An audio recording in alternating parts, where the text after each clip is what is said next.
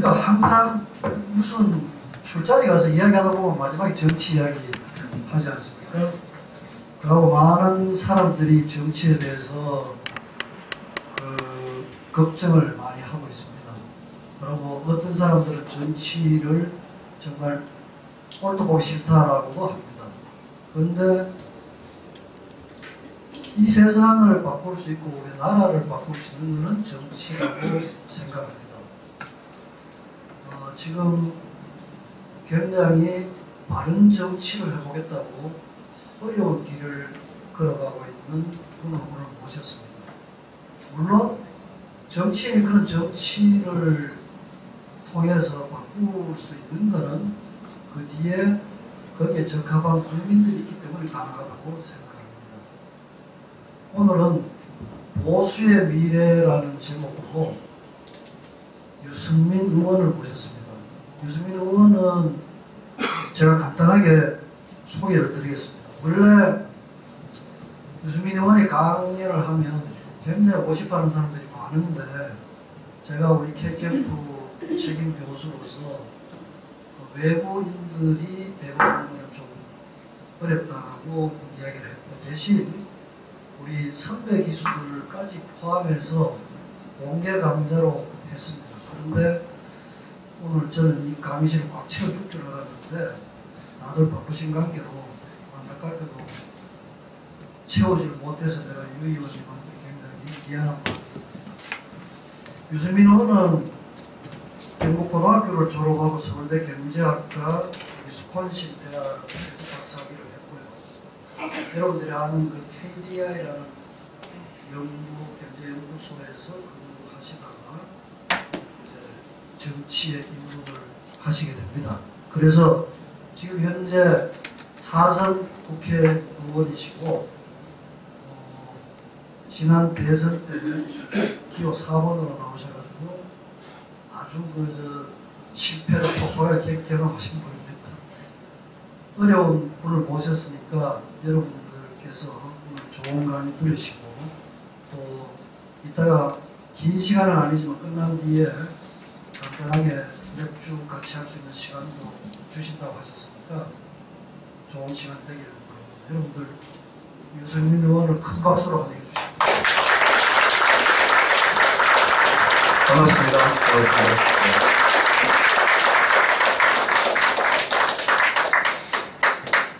예, 여러분이 아마 꼬라지 보기 싫어하는 정치인 중에 한 사람이 왔습니다. 저 여기서 걸어가도 얼마 안 되는데 한 30년째 살고 있는데 이 건물에는 처음 들어갔습니다. 예, 대전에 카이스트는 작년에 가서 학생들하고 좋은 시간을 가지고 강의를 한 적이 있고요. 여기 도곡 캠퍼스에는 오늘 여기 처음 오는 거고 또 이런 컨버전스 AMP라고 여기는 뭐 더더욱 처음입니다. 이렇게 다들 바쁘실 건데 저녁에 피곤하실 건데 이렇게 와서 강의 들으신다는 거 보니까 정말 대단하신 것 같습니다. 저녁도 아마 하신 것 같은데 혹시 졸리시면 푹 주무셔도 되고요. 예, 저는 이 보수의 미래라고 방금 우리 김영환 교수님이 말씀하셨는데 그냥 이렇게 우리 정치에 대해서 그냥 편하게 제가 겪은 거 또 앞으로 제가 예상하는 거 중심으로 말씀을 드리고 저는 제 말씀은 좀 길게는 안 드리겠습니다. 혹시 정치인이 아마 이 프로그램에 그렇게 자주 오는 것 같지는 않아서 제가 정치를 지금 18년째 하고 있는데 혹시 뭐 정치에 대해서 궁금하신 거나 저희 의견이나 혹은 또 저를 본 김에 꼭 이 말씀을 해주고 싶다 그런 말씀 있으시면 편하게 나중에 대화하는 시간을 최대한 많이 가지면 좋겠다 그런 생각이 듭니다. 제 바로 앞에 이정동 교수님이라고 강의를 하신 것 같은데 저는 이분이 쓴 축적의 길이라는 건 이제 그냥 저런 책이 있다는 것만 알고 이분이 편집을 했던 축적의 시간이라는 책을 아주 정독을 해봤습니다. 한 2년 전인가요?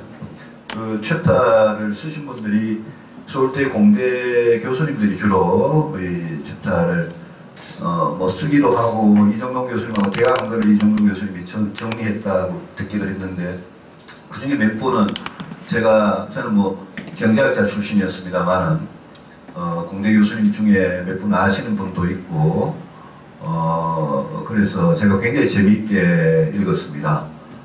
공대 교수님들은 우리 경제에 대해서 어떤 생각, 어떤 고민을 하고 계실까 굉장히 재미있게 읽었고 그 저자 중에 굉장히 친한 사람이 있어서 제가 그 책의 축적의 시간 그 책이 나오는 그 내용이 정말 이 뻥 아니냐 당신들이 진짜 믿고 그렇게 썼냐 이러니까 그 산업별로 상당히 다른 이야기를 쓰긴 했는데 그분 말씀은 자기들이 지금 우리나라 우리 과학기술 우리 기술 경쟁력 그리고 우리 경제 여기에 대해서 굉장히 위기의식을 많이 느끼고 우리가 정말 선진국이 되려면 이 여러 가지 이 정책, 제도 이런 부분들이 많이 바뀌어야 된다고 생생한 증언을 많이 들었습니다. 그래서 제가 오늘 시간이 있으면 저거 한번 와서 저도 들었으면 좋았겠다 싶은데 책을 혹시 한번 주시면 갖고 와서 잘 보도록 하겠습니다. 이 자리에 계신 분들은 아마 뭐 투표를 어떻게 하셨는지 굉장히 궁금한데 예, 제가 딱 보니까 저를 찍으신 분은 거의 없는 것 같고요. 예, 저는 기호 4번에 4등을 했고 220만 8,771표를 얻었습니다. 저는 대선이 끝나고 지금 이제 한 4개월 20일 정도 됐는데 그 사이에 그렇게 언론에 노출되는 활동은 별로 안 했습니다만은 전국을 많이 다녔고 다니다 보니까 저를 찍어주신 분들도 가끔 만나고 그래서 저는 이번에 선거를 하면서 제가 17년 동안 한나라당하고 새누리당에 있으면서 큰 정당에 있을 때는 그 한 표 한 표 소중함을 사실 잘 몰랐는데 이번 선거를 하고 나서 이 한 표가 무지무지 중요한 거구나. 왜냐면 표라는 게 마음이니까요. 마음이 가야 찍어주는 거니까 무지 중요한 거구나라는 걸 느꼈고 특히 안 될 줄 알고 그 사람을 찍어준 표는 그거는 이게 굉장한 표다라고 느꼈습니다. 왜냐면 많은 분들이 그냥 손이 가다가도 니 찍었다가는 문재인이 될까봐 홍준표 찍었다. 아니면 홍준표 될지 몰라가지고 걱정이 돼가지고 문재인 찍었다, 뭐 안철수 찍었다 이런 사람을 하도 많이 만나가지고 예, 그런 경험을 많이 했습니다. 이번 대선을 겪으면서 저 나름 굉장히 정신없이 그렇게 선거를 치렀는데 제가 오늘 드릴 말씀은 보수에 관한 겁니다. 제가 뭐 이 자리에서 보수가 뭐다 이렇게 정의를 내리는 그런 시도는 안 하겠습니다. 그거는 뭐 너무 어렵고 복잡한 긴 이야기라서 여러분 마음속에 저런 게 보수 정치다 이런 게 진보 정치다 이런 건 이미 마음속에 어느 정도 들어와 있다고 생각하고 그 보수가 지금 이제 거의 망할 위기에 처해 있습니다. 보수의 보수의 위기에 대해서 이걸 어떻게 봐야 되고 앞으로 어떻게 될 것 같으냐 이런 이야기를 저희 경험을 곁들여서 좀 말씀을 드리려고 합니다. 여러분 1948년에 대한민국 정부가 설립이 되고요. 45년에 광복이 되고 준비를 하다가 48년에 남한에 단독 정부가 수립이 되고 그러고 나서 곧 2년 있다가 이제 전쟁이 터져가지고 3년 넘게 전쟁을 해서 온 나라가 폐허가 됐습니다만 48년부터 2017년까지가 기간이 69년의 기간입니다. 내년이 이제 되면 이 정부 수립 70년이 되는 이 70년 세월 동안 60년, 59년, 그 69년 중에 59년을 보수가 대한민국을 이끌어 왔습니다. 김대중, 노무현 10년 딱 빼놓고는 나머지는 이 보수가 대한민국을 이끌어 왔습니다. 물론 이 쿠데타로 집권한 박정희 정권이 이게 보수였냐 아니면 초반에는 나름대로 핵심적인 진보적인 정권이었냐에 대해서는 정치학자들은 뭐 처음에는 좀 진보적인 그런 기가 있었다 이렇게 이야기를 하지만 박정희 정권까지 포함시켜서 70년 중에 60년을 보수가 대한민국을 이끌어왔기 때문에, 보수 정치가 대한민국을 이끌어왔기 때문에 어떻게 보면 지금 대한민국이 안고 있는 어떤 문제, 또 그동안 대한민국의 어떤 공과 과가 있었다면, 잘할 게 있었다면 우리가 뭐 경제가 그래도 이만큼은 돼 있고, 또 저 북한하고 상대해가지고 어쨌든 70년 동안 지켜왔고, 뭐 민주주의도 수용을 했고, 인권이 이만큼 신장이 됐고, 뭐 이 여러 가지로 만약 잘한 게 있었다고 생각되면 그거는 저는 보수한테 그 공로가 돌아가야 된다고 생각을 합니다. 그런데 잘못한 게 있었다면 그것 역시 보수가 책임이 7분의 6만큼 저는 책임이 있다고 생각을 합니다. 특히 우리 사회의 아주 변곡점이 된 사건이 저는 1997년에 IMF 위기였다고 생각합니다.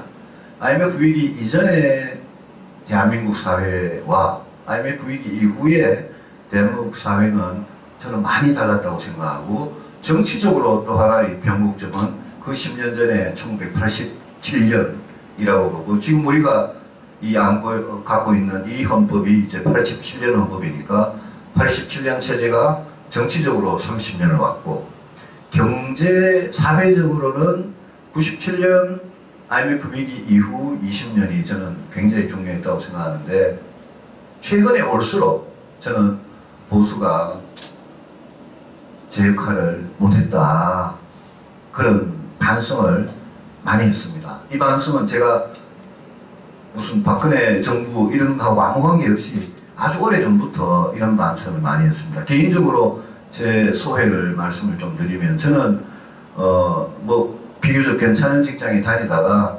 2000년 2월에 한나라당이 야당 시절에 이제 여의도, 당시 한나라당의 여의도 연구소장으로 정치권에 이제 발을 처음 디뎠는데요. 2000년 2월에 정치권에 이제 들어와서, 그때는 야당 연구소에 소장이 돼가지고 들어가가지고, 당시 김대중 정부 시절이었습니다.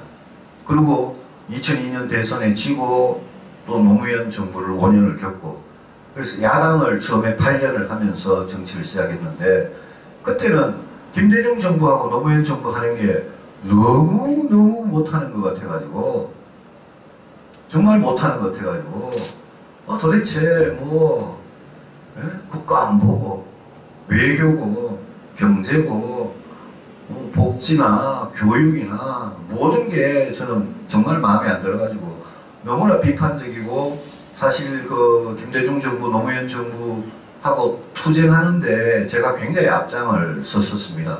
그러면서 이제 속으로는, 야, 저 사람들 저렇게 못하는데 우리가 정권 잡으면 저보다는 아무리 못해도 저보다는 잘하지 않겠느냐, 이런 마음을 가지고 진보 정권 10년을 이걸 빨리 끝내야 되겠다. 그리고 보수 정권이 탄생되면 국가 안보든 경제든 또 여러 가지 복지, 사회, 교육에 관한 것은 이 김대중 노무현 정부 10년보다는 잘할 수 있겠다라는 자신감을 가지고 저는 정권 교체 한 축에 서 있었습니다.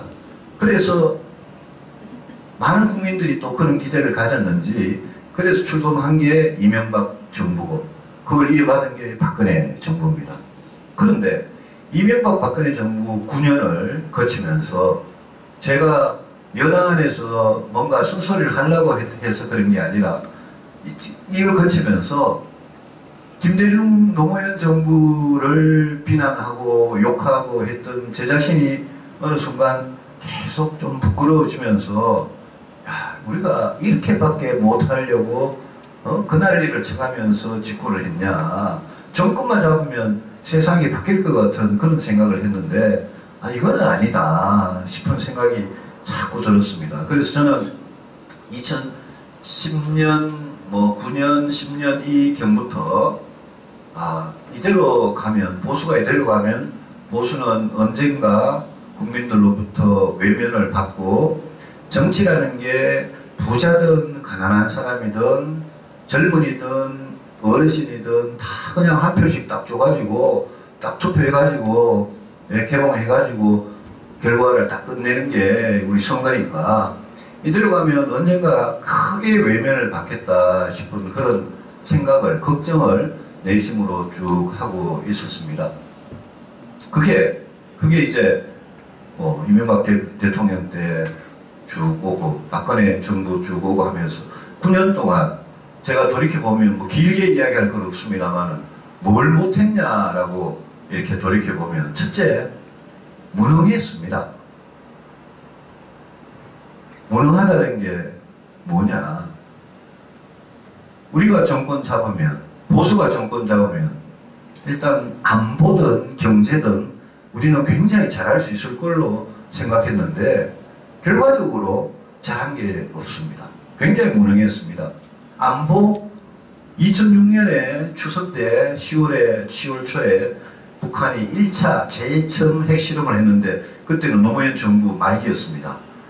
그 1차 핵실험에도 불구하고 2007년에는 노무현 대통령이 평양을 가가지고 김정일하고 회담을 해가 14 정상회담이라는 선언을 발표하고 했는데요. 근데 사실 문재인 후보가 후보 시절에 맨날 저희들 보고 가짜 안보 무능, 안보 적폐 뭐 이러면서 막 욕을 했는데 사실은 김대중 노무현 정부 때 북한한테 현물이고 현금이고 막 보줘가지고 상당히 그 시리 마니를 줬는 거 그걸 따지면 저 사람들도 진짜 할 말 없는 사람들인데 북한 핵 문제가 이렇게 9년 동안 굶어지도록 이명박 박근혜 정부가 했는 거를 가슴에 손을 얹고 반성하면 우리 진짜 제대로 한 게 없습니다. 그거는 우리 혼자 하는 게 아니었기 때문에 그러기도 합니다. 오바마 정부 8년 동안 오바마가 전략적 인내 이래가지고 북한 문제는 아예 관심이 없고 맨날 이라크, 아프가니스탄 그쪽에만 신경 쓰다가 북한에는 8년을 그냥 방치를 해놓은 그 상황에서 여러분들 요즘 보는 이제 이 사태가 벌어진 겁니다. 핵무기, 수소폭탄까지 다 됐고 온갖 종류의 온갖 거리의 미사일을 이제는 심지어는 뭐 잠수함에서 발사하는 미사일까지도 이제 실전 배치 코앞에 두고 있는 그 상황까지 온 겁니다. 그러니까 김대중 노무현 정부 때 북한한테 퍼주고 현금 갖다 주고 했는 거를 욕하기에는 이명박 박근혜 정부 9년 동안 이 안보 무능에 대해서 우리 스스로 뭔가 설명을 할 수 있어야 되는 겁니다. 경제는 어떠냐? IMF 위기가 97년 겨울에 그때 깡대시 총재가 와가지고 돈 몇 푼 안 빌려주면서 온갖 폼 다 잡고 우리 온갖 대한민국 국민들이 그냥 집단적으로 스트레스를 엄청나게 받으면서 IMF하고 IBRD에서 이제 돈을 빌려가지고 구제금융을 받아가지고 그 위기를 겨우 이제 넘기려는 그 무렵부터 시작된 김대중 정부 5년 동안은 평균 경제 성장률이 5% 됩니다. 노무현 때 4%, 이명박 때 3%, 박근혜 2%. 그러니까 그냥 그렇게 비교를 해도 단순하게 봐도 보수가 집권 하면 우리가 보수는 좀 부패하고 뒤로 뭐 이상한 뒷거래 하는 것 같이 국민들 인식이 그래 돼 있어. 사람들은 부자 재벌 대기업 편들고 그런 이미지가 있지만 저 사람들한테 맡겨놓으면 어쨌든 경제는 살릴 거다라는 희망을 갖고 있고 저희들도 야당 때 맨날 티셔츠에 경제 살리는 한나라당 이렇게 하면서 적어가지고 열심히 다녔는데 막상 정권을 잡고 경제에 대해서 할 말이 별로 없게 됐습니다.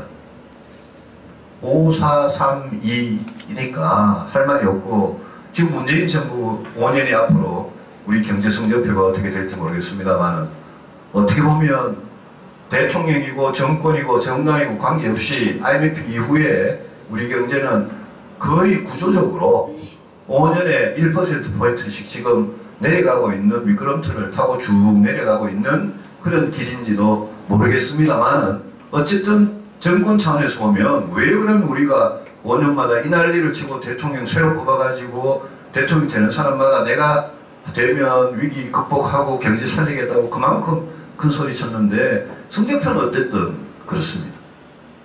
무능한, 저는 안보하고 경제에 무능한 게 많은 국민들이 보수 정권으로부터 저 사람들도 별 수 없네, 저 사람들 잘한다고 그러더니 뭐 저렇게밖에 안 되네 라는 그런 인상을 줬다고 생각합니다. 두 번째는 우리가 너무 차가웠습니다. 경제가 점점 꺼져가는 거 뭐 어쩔 수 없다 치더라도 북한 핵이 저렇게 되는 거 무슨 뭐 대한민국 대통령 혼자 해결할 수 없다고 치더라도 차갑다는 거는 우리는 굉장히 좀 국민들 눈에 정치는 실체 리얼리티보다 이미지가 인식이 중요한 거니까 우리는 국민의 눈에 어떻게 비쳤냐, 저 사람들은 한 집마다 세금이든 노동이든 교육이든 주거든 의료든 저 사람들은 한 집마다 우리 못 사는 빈곤층 서민 중산층 편은 별로 안 들더라, 저 사람들 맨날 내놓는 정책마다 재벌 대기업 부자 기득권층 가진 자 그 사람 편을 드는 사람들이더라. 그래서 여러분들 저는 뭐 비서가 운전해주는 차를 타고 이리저리 뭐 바쁘게 다닙니다만은 요즘은 대중교통 이용할 기회도 거의 없습니다만 밤 11시 12시 돼가지고 지하철 타면서 하루 종일 피곤해가지고 식당에서 일을 하고 집에 돌아가거나 어딜 가 비정규직 끝나고 가거나 알바 끝나고 가거나 이런 표를 가진 한 표씩 다 가진 대다수의 살기 힘든 국민들한테 보수라는 거는 저 사람들은 우리 편이 아니다, 우리가 사는 걸 알아주는 사람들이 아니다 라는 인식이 꽉 박혀 있었습니다. 그 자리를 진보가 굉장히 포퓰리스틱한 그런 정책으로 계속 파고드는 겁니다. 그 보수는 빈곤층, 극빈곤층, 차상위 계층, 그냥 뭐 서민층, 심지어 중산층 중에도 굉장히 빠듯하게 다들 사니까 그분들의 복지, 그분들의 노동 문제, 비정규직 청년 실업 같은 노동 문제, 교육 문제, 보육 문제, 주거 문제, 의료 문제 이런 데 대해서 보수는 그냥 그동안 하던 게 그대로 하자는 식으로 그냥 이야기하는 사람, 그대로 현상 유지하자는 식으로 이야기하는 사람으로 비춰졌습니다. 이거는 굉장히 차갑고 우리 사회의 양극화에 대해서 통증을 느끼지 못하고 거기에 대해서 대책을 내놓지 못하는 보수, 이렇게 비춰가지고 저는 많은 중산층 서민들, 특히 젊은 분들의 마음이 떠나는 계기가 차곡차곡 쌓여왔다고 생각을 합니다. 거기다가 이제 세 번째, 보수가 법을 잘 지키고 헌법을 잘 지키고 법률을 잘 지키고 공정하게 하고 평등하게 하고 그런 부분에도 보수는 굉장히 젬병이었습니다. 그래서 안보 경제가 무능하게 비치고 따뜻하지 못하고 차갑고 정의롭고 평등하고 공정한 그런 부분에 대한 가치, 감동 이런 거는 전혀 없는 그런 보수가 계속 저는 왔다고 생각을 합니다. 여러분 뭐 그런데 저희 이런 관찰이라 그럴까요? 이런 데 얼마나 공감하실지 모르겠습니다만 저는 그런 게 국민들 마음속에 차곡차곡 쌓여 있다가 저는 대통령 탄핵 사태가 터졌는데 예상치 못하게 터졌는데 최순실이라는 사람이 뭐 그렇게 가깝게 있으면서 그런 식으로 하는지도 많은 대부분 사람들 몰랐는데 터져버렸습니다. 어느 날 작년 가을에. 그리고 박근혜 대통령 탄핵 사태가 터지니까 이제 걷잡을 수 없이 무너졌는데 저는 이렇게 생각합니다. 그 전에 이런 스캔들이 터지더라도 그 전에 만약 우리 보수 정치가 굉장히 기본 체력이 좋고 국민들 눈에 유능하고 깨끗하고 따뜻하고 정의로운 그런 정치를 해왔더라면 저는 이렇게 무너지지는 않았을 거라고 생각하는데 계속 차곡차곡 쌓이다가 이 대통령 탄핵 사태 이게 트리거 방아쇠가 되어버렸다고 저는 생각을 합니다. 그래서 한꺼번에 무너지고 이번 대선은 문재인 대통령과 그분을 돕던 그 캠프 사람들, 그 주변에 뭐 여러 가지 정치적인 기술자들, 이런 사람들은 자기들이 뭐 이것도 잘하고 저것도 잘해가지고 된 걸로 알고 있는데 저희들이 그냥 저는 갖다 바쳤다고 생각을 합니다. 그래서 지금부터 이 보수 정치를 어떻게 해나갈 거냐. 보수 진보라는 것은 결국은 생각의 차이, 사람 어떤 심성의 차이, 정치인들 내지는 유권자들의 어떤 본질적인 내면의 차이 이런 것 때문에 어느 나라나 더 오른쪽에 있는 사람들이 있고 더 왼쪽에 있는 사람들이 있습니다. 그렇게 경쟁을 해나가면서 정책도 내고 공약도 하고 집권을 하면 집행도 하고 성과를 내가지고 그걸 가지고 평가를 받아가 다음 선거에서 또 심판을 받는 게 민주주의 정치니까 저는 대한민국이 잘 되려면 보수나 진보나 둘 다 지금보다 수준이 훨씬 올라가야 된다고 생각하고 특히 저는 우리 사회, 우리 유권자들 사이, 우리 국민들 사이에 보수적인 굉장히 신중하고 뭔가 단계적으로 개선을 하려고 그런 심성을 갖고 사람은 불완전하다고 생각하고 과거의 전통이나 가치 중에 좋은 거는 지켜가려고 그러고 저는 그런 국민들이 굉장히 다수 있다고 생각하고 그런 분들이 마음을 보수가 잡으면 보수가 저는 집권을 언젠가는 할 수 있다고 생각하는데 근데 지금 보수는 저는 그 모습하고는 굉장히 거리가 멀다 그렇게 생각을 합니다. 자유한국당이 이제 의석이 107석이고요. 저희들이 딱 20석입니다. 저희들은 뭐 요즘 뭐 자유한국당이 간이 많이 그러면서 들썩들썩거리는 사람들이 제법 있는데 하나라도 빠지면 저희들은 원내 교섭단체가 이제 붕괴가 되고 그런 상황입니다.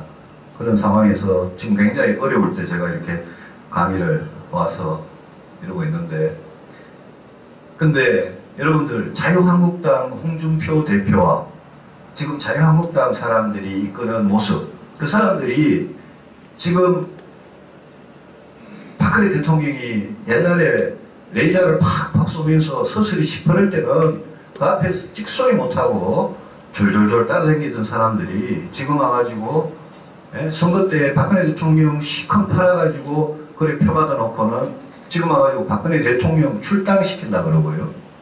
그리고 서청원 의원하고 최경환 의원 두 사람 본보기로 시범 케이스로 2명 딱 골라가지고 출당시킨다 그러고 그 세 분을 정리하고 나서 우리는 혁신 다 했다 이러면서 바른정당 너 집 나간 애들 집에 들어오너라 이러면서 지금 보수가 다시 일어선다 이러는데 여러분들 그런 보수의 재건 같으면 그런 식으로 할 것 같으면 저는 보수는 앞으로 정권 잡는 게 더 멀어진다고 생각을 합니다.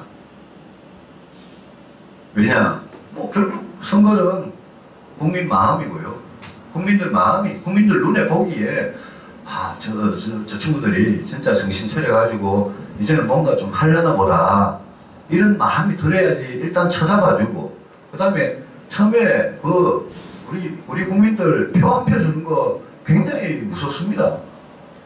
그걸 좀 쳐다보다가 저게 사기인지 아닌지 일시적으로 쇼하는지 아닌지 한참 쳐다보다가 쟤들 하는 게 그래도 제대로 하네 쟤들이 뭐 제대로 하려고 그러네 이래가 약간씩 뭔가 생기고 이러다가 그런 게 쌓여서 어느 날 갑자기 뭔가 이렇게 임계점을 탁 넘어서면 그게 이제 정치적인 세력이 되고 그게 선거에서의 어떤 승리로 나타나고 이런 건데 지금 자유한국당이 하는 그 정도의 혁신 뭐 연세대 그 교수 한 분을 혁신위원장으로 모셔놓고 하는 그 혁신이 이제까지 보수가 저지른 여러 가지 잘못, 거기에 대한 반성, 거기에 대해서 진정한 혁신, 그러면서 국민의 마음을 살 수 있느냐. 저는 정말 택도 없다고 생각합니다. 제가 대구에서 4선 의원을 했습니다. 정치는 뭐 임명직이 아니니까요. 장관이나 이런 사람들은 다 이제 임명이 되는 거지만 저희들은 구의원, 동네 구의원 하나 하려고 지가 손들고 나가서 뛰어다니면서 표를 얻어가지고 이제 선거를 통해서 해야 되는 게 저희들 직업입니다. 저도 여기 들어서 선거를 참 많이 해봤습니다. 다른 분 도와주는 선거는 이해창 총재 떨어질 때도 2002년에 도와주다가 안 됐고 2007년에는 박근혜 이명박 경선 붙었을 때는 박근혜 편에 섰다가 또 그때는 안 됐고 그런데 제 선거는 제 개인 선거는 많이 해봤으면 저는 비례대표로 시작했다가 1년 만에 사표 내고 지역구 국회 나가 지역구 선거 4번 해보고요. 저도 뭐 하려면 손들고 맨날 해야 됩니다. 국회 선거도 마찬가지고 제가 국방위원장 하고 싶어가 국방위원장도 손들고 경선했고요. 2011년에는 당대표가 되고 싶어가지고 재선밖에 안 되는 놈이 홍준표 대표가 그때 붙었다가 제가 2등하고 홍준표 대표가 그때 이제 1등을 해가 대표가 됐고요. 2015년에는 원내대표를 제가 해보고 싶어가지고 원내대표 선거 나와가지고 그때 이제 겨우 됐고요. 그런데 이 선거라는 게 해보면 해볼수록 진짜 한 표 한 표가 겁나고 그 한 표 한 표의 마음을 잡기 위해서 저희들이 그게 뭐 쇼든 진정성이 있는 실천이든 별짓을 다 하는데 지금 보수가 지금까지 이렇게 이제 몰락하고 나서 지금까지 하는 걸로는 제가 보기에 20대, 30대, 40대, 50대 이분들의 표를 마음을 얻기는 진짜 곤란합니다. 대구에서 사선을 해가지고 바른정당 입장에서는 대구가 지금 제일 어려운 데고 대구에 가면 아직도 저는 손가락질 받고 배신자라고 그러고 저한테 뭐 별별 뭐 욕을 다 하는 그런 어르신들이 아직 있습니다. 특히 태극기 들고 있거나 아니면 박사모 이 사람들은 아직도 그러고 있는데 근데 보수가요. 보수가 갈수록 쪼그라들어가지고 지금 대구 경북이나 부산 울산 경남의 영남 지역에 기반을 두고 예?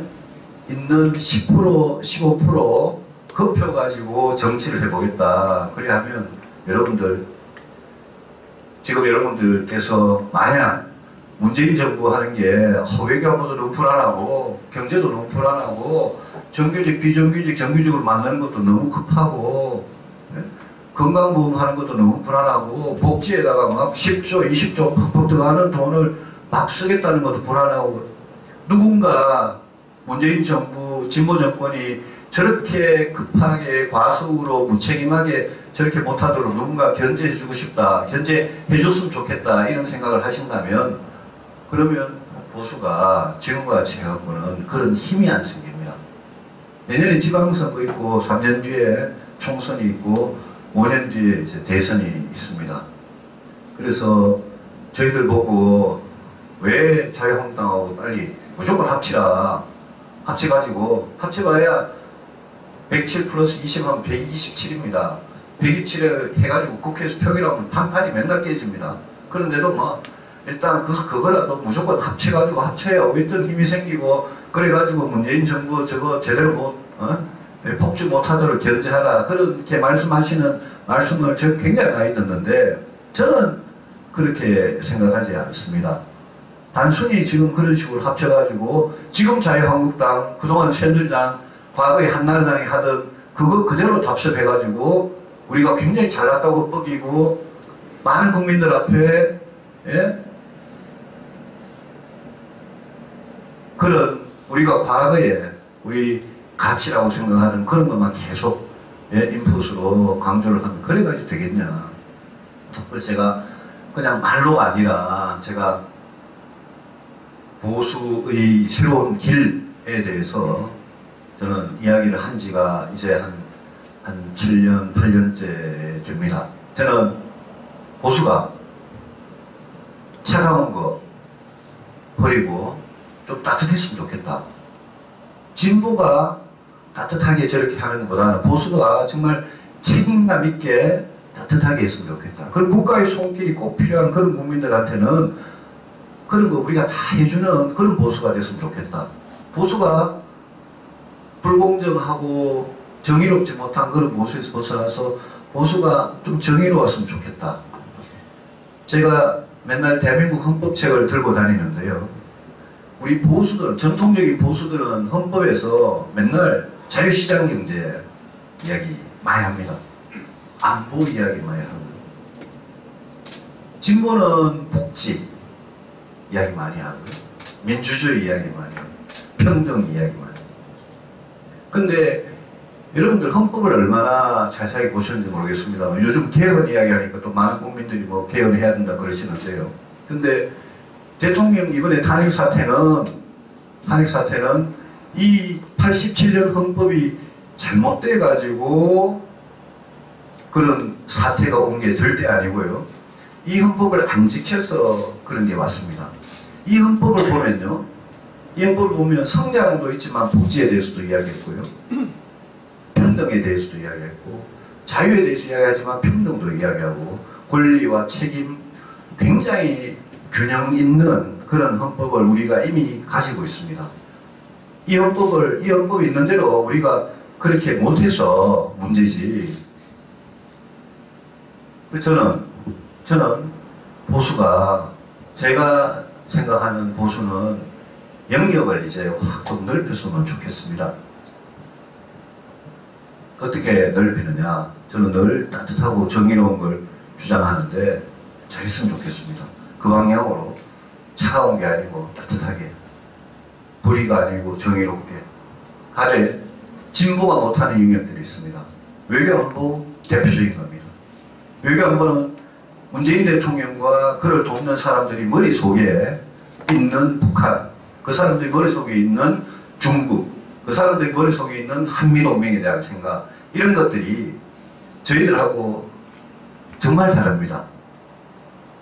그거는 세계에서 외교안보에 대한 생각이 이렇게 보수와 진보가 다른 나라는 우리나라밖에 없습니다. 지금은. 왜냐? 독일도 이미 통일됐고요. 우리같이 조선시대 끝나고 일본한테 나라 맡기고 36년간 있다가 남의 독립을 했는데 남가국이 잘라져 가지고 전쟁을, 그렇게 사람이 많이 희생된 전쟁을 하고, 그 이후에 북한의 정치, 남한의 정치에 이렇게 이 이념적인 문제가 영향을 많이 끼친 나라가 없습니다. 많은 분들이 북한에 대해서 굉장히 우습게 이야기하면서 떠나자 그러지만, 여러분들 지금 핵미사일 사태를 보시면 이거는 우리가 떠날 수가 없는 이슈입니다. 그래서 제가 생각하는 보수가 아무리 따뜻하게 가고 아무리 정의롭게 가고 해도 진보하고 결국 다른 대목은 외교안보가 다르고요. 그 다음에 경제 성장에 관한 생각이 확 다릅니다. 진보가 보수 흉내를 내려고 요즘 성장 이야기를 많이 합니다. 그리고 거기에 대표적인 게 문재인 대통령 말씀하시는 소득주도 성장이라는 겁니다. 여러분들 공무원 많이 뽑고요. 계속 매년 몇만 명씩 뽑습니다. 자연적으로 퇴직하시는 분들 계시니까 매년 몇만 명씩 뽑는데, 공무원하고 공공부문 고용이 매년 뭐 6만 명 가까이서 공무원 2만 명, 공공부문 4만 명 이런 식으로 계속 늘어나는데, 뽑아야 되는데 신규 채용이. 근데 그거 플러스 순정으로 공무원만 5년간 17만 4천 명 더 뽑자는 거고요. 그 다음에 최저임금을 빠른 속도로 올리자는 거고요. 그 다음에 국민들한테 기초생활보장같이 현금으로 가는 부분 늘려주고, 기초연금 늘려주고, 아동수당 도입하고, 건강보험도 보장성을 대폭 강화해서 비급여를 대부분 급여로 바꾸고요. 이런 정책들을 다 하면서, 그게 문재인 정부의 소득주도 성장인데 거기다가 성장이라는 이름을 딱 붙였습니다. 저는 몇 번 공개적으로 비판하기도 했지만 그건 전부 다 분배 복지 정책들이고, 그런 복지 정책을 많이 해가지고 그게 국민들 호주머니에 돈이 많이 들어가가지고 그게 소비가 되고, 그 소비가 기업 투자를 이끌어내고, 그래가지고 일자리가 생긴다, 이런 식으로 생각하는 게 지금 대통령과 청와대에 있는 사람들, 문재인 캠프에 있는 사람들이 생각인데, 그 생각은 저는 약간 유령을 환상을 쫓는 것 같은 그런 생각이라고 생각합니다. 저는 책임 있는 복지, 비정규직 문제, 인권이나 생명의 문제, 이런 문제에 대해서 누누이 강조하지만 보수가 그런 문제에 대해서 신경을 제대로 써야 한다고 생각합니다. 그렇게 믿습니다. 그런데 그거 가지고 성장이 되지는 않습니다. 성장은 복지나 분배보다 너무나 어려운 분야입니다. 지금 대한민국에서는. 역대 어느 정부도 성장에 대해서 제대로 해법을 내놓지를 못했습니다.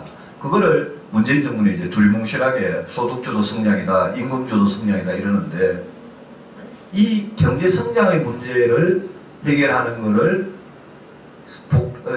우리 보수 정치가 해낼 수 있다면, 그러면 아까 제가 안보 경제 다 무능했다 그러는데, 그 과거를 반성하고 저는 경제에 굉장히 유능한 보수가 될 수 있다고 생각을 합니다. 그 해법이 당연히 쉽지 않습니다. 오늘 아마 이정동 교수 말씀하신 이 축적의 길, 이런 것도 그런 거 과학기술하고 ICT나 정보통신이나 과학기술하고 관련된 그런 분야도 저는 성장하고 이제 직결되는 분야인데, 저 성장에 대해서 저는 혁신성장이라는 말을 늘 써왔고, 저는 미국 동부 연안에 내지는 샌프란시스코, 샌디에고, 시애틀 이쪽 벨트에 중국의 동부 연안에 거기에 새로 막 생겨나는 혁신기업들, 지난 한 20년만 따져봐도 생겨나는 혁신기업들하고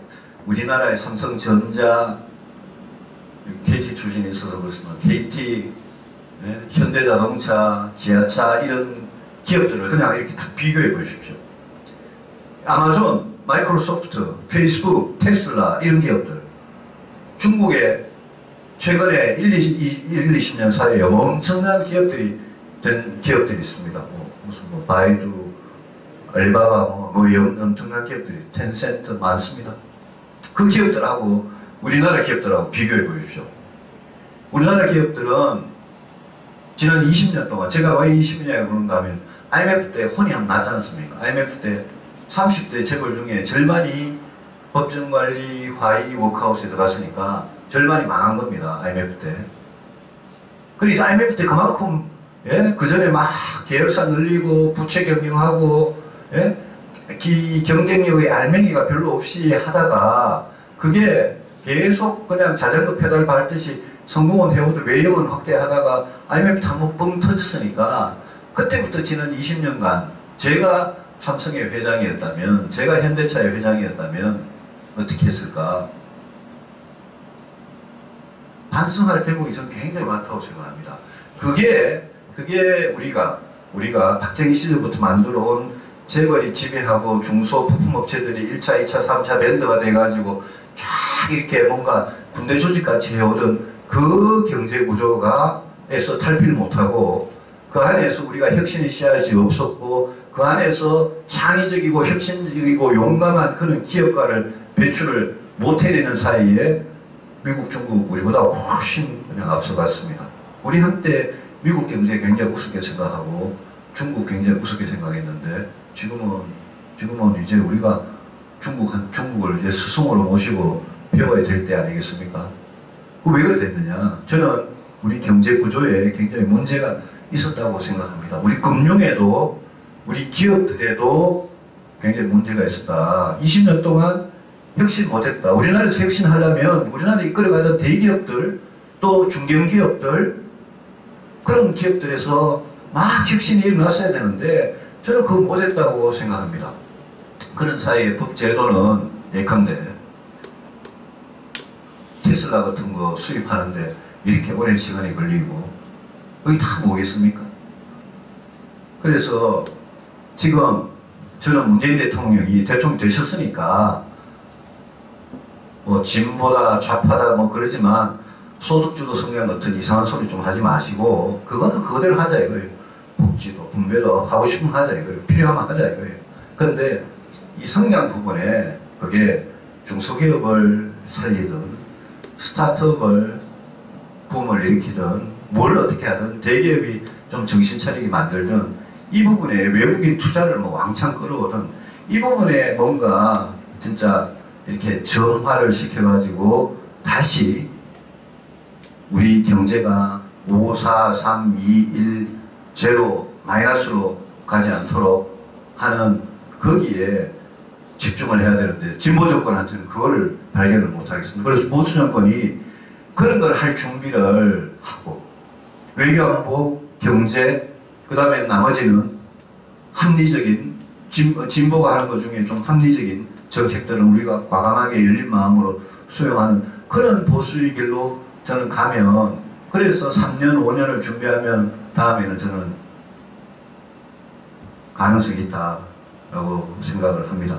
그렇지 않고 문재인 정부한테 질질 끌리다니면서 맨날 저 적폐청산하는 거 저거 가지고 맨날 싸우고 MBC 사장 어떻게 한다고 맨날 가가 장애 집회나가고 이래가지고는 저는 쉽지 않다라고 생각을 합니다. 그래서 저희들이 시간이 이제 됐습니다만은 저희들이 이제 제 말씀 줄이겠습니다. 저희들이 바른정당이 저는 뭐 바른정당이니까 여러분들한테 입당해달라 소리는 안 하겠습니다만 바른정당의 각오나 이런 걸 좀 밝히자면요.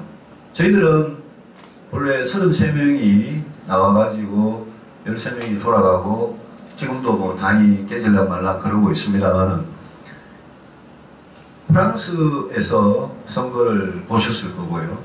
또 다른 나라들에서도 선거에 어쩌다가 한 번씩 굉장히 놀라운 결과가 나타나는데 저는 근본적으로 그동안의 보수가 국민들한테 너무 미움털이 많이 박혔기 때문에 이거를 많이 뜯어고쳐가지고 국민들께서 우리 지금 보수를 지지해주는 10%, 15%, 20%그 밖에 옛날에 보수정당 후보를 찍어주시던 국민들 그분들께서 다시 돌아올 수 있을 정도의 혁신 그거를 하기 위해서 저는 바른정당이 처음에 가고자 했던 그 길로 계속 가야 된다 그렇게 생각을 합니다. 엉덩이가 들썩들썩 거리시는 분들도 어지간하면 우리 동지들이 좀 같이 갔으면 좋겠고요. 같이 갔으면 좋겠고 또 세상이 바뀌면 자유한국당에서 더 많은 분들이 왔으면 좋겠고요. 국민의당도 저 당이 40명이지만 외교안보에 대한 생각이 완전히 다른 사람들이 모여져 있고 경제에 대한 생각도 완전히 다른 사람, 그것도 생각들이 이렇게 많이 스펙트럼이 넓습니다. 그래서 저는 제가 오늘 여러분들한테 대충 이렇게 스케치해드린 그 보수의 길, 그 뭐 보수라는 이름 빼도 좋습니다. 그런 새로운 어떤 정치의 길로 이 중도 보수 진영에서 뭔가 나중에 이렇게 크게 힘을 합치는 그런 계기가 오면 그러면 시간이 좀 걸리더라도 가능성을 볼 수 있고 저는 거기에서 희망을 봅니다. 그래서 그런 쪽으로 가도록 노력을 하겠다는 말씀을 드리고 제 일단 말씀은 이 정도로 줄이겠습니다. 이 정치에 대해서 뭐 이야기를 한다는 게 참 좀 저로서는 지금 저로서는 그렇게 쉽지는 않습니다만 제가 이제 편하게 말씀을 드렸고 저도 우리 김영환 교수님하고 동갑이라 가지고 정치를 그렇게 늙어 죽을 때까지 막 이렇게 할 생각은 별로 없습니다. 제가 가만 생각하니까 제가 지금부터 한 4년, 5년간이 이제 제가 정치를 하는 마지막 시간이다라고 저는 그렇게 생각을 하고 저는 제가 말씀드린 이 길로 가서 내년 지방선거 시간이 별로 없습니다만 지방선거는 지방선거대로 치르고요. 또 3년 뒤에 총선에서 저는 모든 걸 바쳐서 한번 국민들 마음을 얻으려고 노력을 해보고 그 다음에 이제 기회가 된다면 또 그 다음 선거가 기다리고 있습니다. 저희들은 뭐 어떻게 보면 정치권에서는 조그마한 창업을 하는 그런 형편인데요. 창업을 하면 이제 대부분이 다 실패하지 않습니까? 10개 창업하면 그 중에 9개는 실패한다고 봐야 되는데 저희들이 지금 굉장히 어려운 그런 지경에 처해 있습니다만은 제가 아까 시작에 한 표 한 표 중요하다고 말씀드렸는데 정치라는 게 이렇게 꾸준하게 일관성을 갖고 이렇게 하다 보면 언젠가 이렇게 이 길이 열릴 수도 있으니까 저희들 저와 비슷한 생각을 하는 그런 동지들이 같이 한번 열심히 해보겠습니다. 여기 우리 14기의 권한희 의원님도 같이 오셨는데 이분도 저희들하고 같이 그렇게 뜻을 하시는 분이고요. 오늘 이렇게 여러분들 만나 뵙게 돼서 반갑습니다. 지금부터는 뭐 어떤 질문이든 아니면 말씀이든 해주시면 제가 답을 해드릴 건 해드리고 들을 건 또 듣도록 하겠습니다. 고맙습니다. 지금부터 한 30분 정도 시간이 있으니까 여러분들 편하게 질문을 해주시는데 아까 시간에도 부탁드린 것처럼 그 테이블 위에 테이블 마이크가 있으니까 그 마이크를 눌러주시면 녹색 불이 켜집니다. 그러면은 질문을 본인 소개 간단하게 하고 질문해 주시면 질문 내용이 다른 분들도 이렇게 공유가 되니까 좋을 것 같습니다. 자, 지금부터 질문 받겠습니다. 대학교에 가면 질문하라 그러면 뭐 요즘 손 엄청 들거든요. 여기 다 점잖으신 모양입니다. 이거는 네, 켜집니다. 제가 이해를 드리는데 무슨 말씀하실 때 기본적인 시기였으니까 다행이니까 공부하는 얘기를 우리들이 말씀하셨는데 저는 좀 동의하고 있는 게 저희 국민들은 대부분 누구라고 국민들은 대부분 많이 예술하고 상상들이 그게 급작스러운 변화를 좋아하는 분들 많이 있고 대부분 국민들 보수하고 있는데 결국은 정치권에서 보수의 마음을 개인하지 못하고 어쩌면 모든 정당이 한국당이나 다른 정당이 탄핵의 정당적인 부담들에 대해서 예를 들어서 정당적으로 못한다는 그런 데 문제를 기인한다고 보기 때문에 제 생각은 그런데 제가 여쭙고 싶은 건 제가 생각하는 보수라고 진짜 보수가 지구라 생각합니다. 그 점에 대해서 모든 동의하시는 분이 어떤 생각을 가지고 그게 궁금합니다. 앞에 말씀해 주신 것은 저는 뭐 그냥 다 동의를 합니다. 동의를 하고요. 사실 많은 뭐 국민들 어떤 숫자로 따지면 제가 뭐 정확히 말씀드릴 수도 없습니다만 저는 스스로 이렇게 마찬 보수 진보를 가리는 리트머스 시험지 같은 게 있어서 딱 이렇게 테스트를 해보면 보수가 굉장히 많다고 생각합니다. 급격하고 무책임한 변화, 굉장히 불확실한 그런 미래에 대해서 다들 좀 공포감이 있고 약간씩 이렇게 개량해 나가는 그런 걸 선호를 많이 하시니까요. 뭐 그 점에 대해서는 제가 뭐 다른 생각이 없는데 작년에 그 탄핵 사태요. 그거는 저는 제가 뭐 다 끝난 일을 지금 이 자리에서 뭐 박근혜 전 대통령을 비판하고 이럴 생각은 전혀 없고요. 근데 저는 탄핵을 하면서 저는 탄핵 찬성했던 입장인데요. 저는 탄핵을 하면서 역대 다른 대통령들이 아마도 박근혜 전 대통령보다 드러나지는 않았지만 더 큰 잘못을 저질렀을 수도 있을 겁니다. 그 사람들이 어두운 데서 국민들 모르게 저지른 잘못에 대해서 뭐 누가 다 알겠습니까만은. 그런데 이 사건 자체는 그 당시에 정유라 부정 입학부터 시작해서 10월 24일 JTBC 이제 그 태블릿이 나오고 그 이후에 쭉 흘러가면서 또 박근혜 전 대통령께서 몇 번 이렇게 사과를 하시려고 그랬는 게 더 사태를 악화시키고 이러면서 그 사태 자체는 11월 20일인가로 기억되는데 검찰이 중간 수사 결과를 발표한 공소장이 한 30장 좀 되는 게 있었는데요. 저는 그거 읽어보고 이거는 제가 정치를 하는 제가 제 자신이 그것도 새누리당 국회의원이었고요. 그런 제 자신이 이 탄핵에 찬성을 해서 제가 앞으로 개인적으로 어떤 정치적 피해를 입을지도 모르는 그런 사건임에도 불구하고 나중에 어떤 정치적 피해가 있더라도 이거 탄핵을 할 수밖에 없구나 라고 저는 확신을 갖고 했습니다.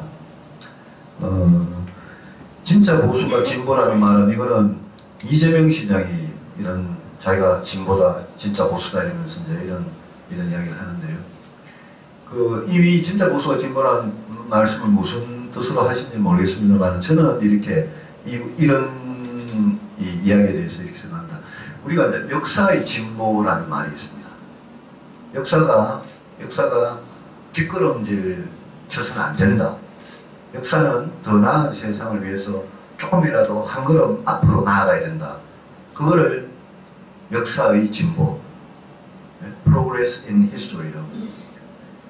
그 역사의 진보를 믿느냐? 보수주의자들 역사의 진보를 당연히 믿습니다. 그래서 예컨대 독일의 비스마르크 같은 사람이 아주 과감한 사회보장제도를 도입했을 때 왜 그랬느냐? 아주 이기적인 관점으로 해석하자면 공동체가 무너져 내리는 것을 막고 어떻게 보면 오히려 귀족이나 기득권층이나 이 사람들의 이익을 지키려면 체제가 완전히 붕괴돼가지고는 못 지키는 거 아닙니까? 우리도 마찬가지 아닙니까? 저 강남에 제일 잘 사는 예컨대 명품 백화점이 올린 청담동 이런데 어떤 사람들이 와가 사회불만 세력이 와가 방화하고 살인하고 만약 사회가 워낙 불만이 많아져가지고 그 정도까지 폭발을 하면 그거는 대책이 없는 거 아니겠습니까? 공동체라는 게 그렇게 막 가기 전에 뭔가 어렵게 사는 분들 그런 분들이 완전히 이 사회에 등을 돌리지 않도록 공동체 안에 이렇게 보듬어 주는 거는 그렇게 해서 공동체를 유지하는 거 그게 크게 보면 가진 자들한테도 오히려 지키는 것일 수도 있다.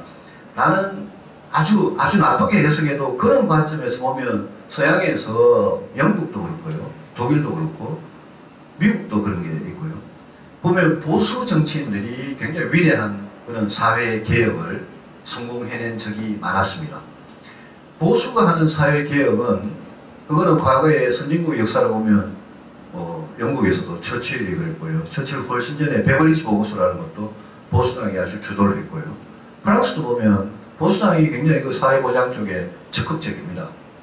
그게 영국의 보수당이 300년을 이렇게 생명이 지속되어 있는 게 그게 계속 유연하게 그런 시대적인 변화에 그걸 이렇게 유연하게 열린 마음으로 그걸 다 받아들였거든요.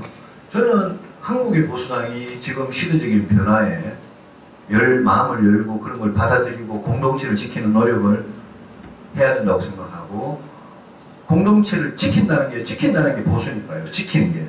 우리 대한민국을 지키고요. 공동체를 지키고 헌법을 지키고 이런 게 저는 전부 지키는 거니까 저는 제대로 된 보수라면 그런 노력을 해야 된다고 생각하고 제가 아까 누님이 말씀드린 게 보수가 그런 노력을 안 해가지고 저는 이 모양이 됐다라고 생각을 합니다.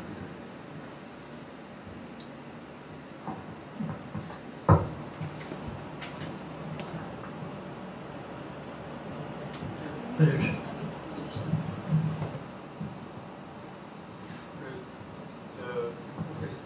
정보라고 하는데요. 일반이 가장 유연하게 여쭤보고 싶었던 게 원칙과 일단 정의를 추구하면서 생명성을 가지고 가시는 것은 정치는 어차피 아까 얘기하신 것처럼 표현 형성해야 충분한 뜻을 펼칠 수 있는 상황이 될 텐데 책에서도 보면서 느끼는 아까도 말씀 중에 6년 정도만 파악의 정치 인생의 어떤 기회를 이야기하셨지만 새해를 형성하지 못한다면 모든 것도 원칙과 정의로 100%는 그걸 끝나고 말 것 같은데 아마 우리 이제껏까지 어떤 사람 보시게 되면 지금은 실천하셨지만 머저리티 보다는 이렇게 마이너리티 쪽에 계셨던 기간이 긴 것 같아서 앞에 아까 우리 지금 축적 얘기를 쌓아가고 있지만 성공이라고 하는 부분을 저는 그 이제 정치는 새 아니냐, 아무리 좋은 이상과 생각을 갖고 있어도 세력이 있어야 되지 않냐라는 말씀에 저는 100% 동감합니다. 제가 2015년에 그때 이제 박근혜 대통령하고 뭐 굉장히 편하지 않은 관계에서 2015년에 이완구라는 제 앞에 전임자가 갑자기 국무총리가 하신 바람에 원내대표 결정을 갑자기 하게 됐는데요. 그 친박 그리고 박근혜 대통령 전 대통령이 다 공천해놓은 그 국회의원들 대상으로 원내대표 선거를 해가지고 제가 한 20표 이겨서 됐습니다. 근데 새라는 게 그렇습니다. 새라는 게 이제 그게 이제 만약 이렇게 뭔가 핍박을 받게 되는 그런 게 있으면 20대 공천하는데 우리 권은희 의원님을 포함해서 저하고 친한 사람들은 전부 다 그냥 공천에서 목을 쳐버리니까 20대 공천에서 무소속으로 나와가지고 다시 돌아와 한나라당에 새누리당에 돌아와 보니까 아니 그 새라는 게 원내대표 시절에 그만큼 선거로 이겨가지고 같이 가던 그 사람들이 제하고 조금이라도 가까운 사람들은 전부 다 거의 그냥 확인사살하듯이 다 공천에서 떨어뜨려 버리니까 그러니까 새라는 게 이제 시큰 그래 했다가 20대 되니까 완전히 다시 백지에서 완전히 잿더미에서 새로 시작을 했어야 됐습니다.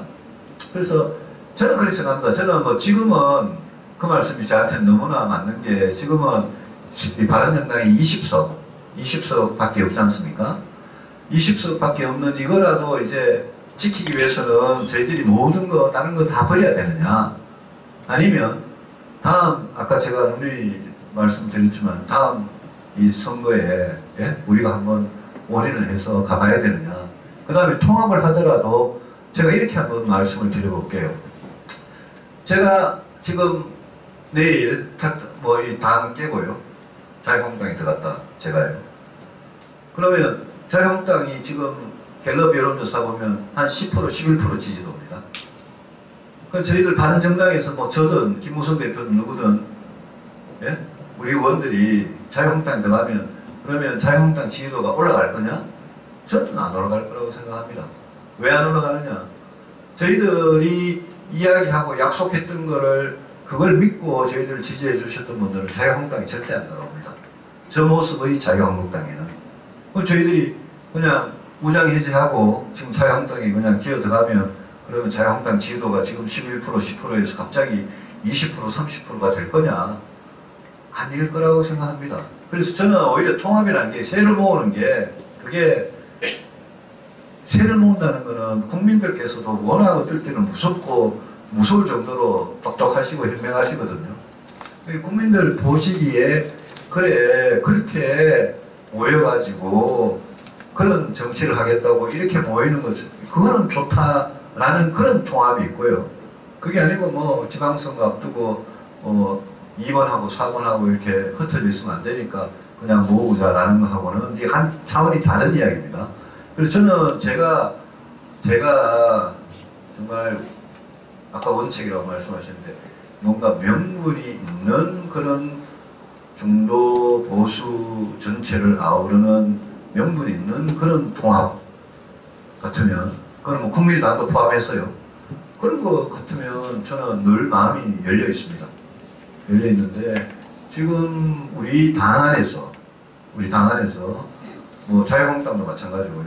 우리 당 안에서 그냥 아무 그런 명분 없이 그냥 무조건 합치라. 제가 제일 어려운 바른정당이 제일 어려운 지역이 지금 대구라고 말씀드렸는데 대구 가면 저한테 뭐하냐 빨리 합치라. 이거 따지지 말고 합치라라고 말씀하시는 분이 제일 많은데요. 그분들 그냥 지금 자유한국당을 강하게 지지하고 계시는 분들입니다. 그래서 저는 보수가 이렇게 진짜 확장을 제대로 하려면 좀 더 이렇게 어려움과 진통을 겪는 그런 시간 과정이 필요하다고 보고 나중에 때가 와서 진짜 세력을 이렇게 합쳐야 될 때 그걸 뭐 제가 명분 있는 그런 어떤 통합 이런 데 대해서 제가 마음속으로 문을 닫고 있고 이런 거는 전혀 아니라는 말씀드립니다.